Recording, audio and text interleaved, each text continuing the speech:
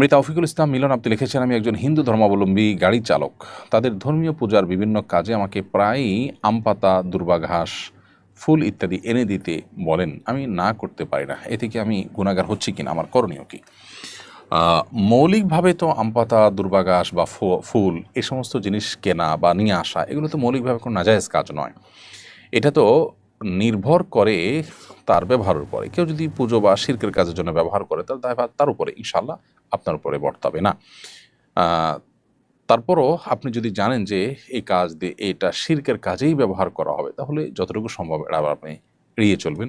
তারপরও সতর্কতামূলকভাবে আপনি এ ধরনের শিরকের কাজে পরোক্ষ সহযোগিতাও হয় সেরকম কাজ থেকে বেঁচে থাকার জন্য প্রয়োজন আপনি বিকল্প বা ভিন্ন উপার্জনের চিন্তা করবেন। তবে মৌলিকভাবে কোনো অমুসলিমের অধীনে কাজ করা বা তার কর্মচারী হয়ে কাজ করা, এটি মৌলিকভাবে কোনো নিষিদ্ধ কোনো বিষয় নয়। অন্যায় কাজ যদি করতে হয় আপনাকে, সেটি মুসলমানের অধীনে থেকেও করাও অন্যায়, অমুসলিমের অধীনে করাও অন্যায়। অর্থাৎ এখানে মুসলিম অমুসলিমের অধীনতাটা মূল বিষয় না, মূল বিষয়টা আপনি কী করছেন সে বিষয়টি। এরপরে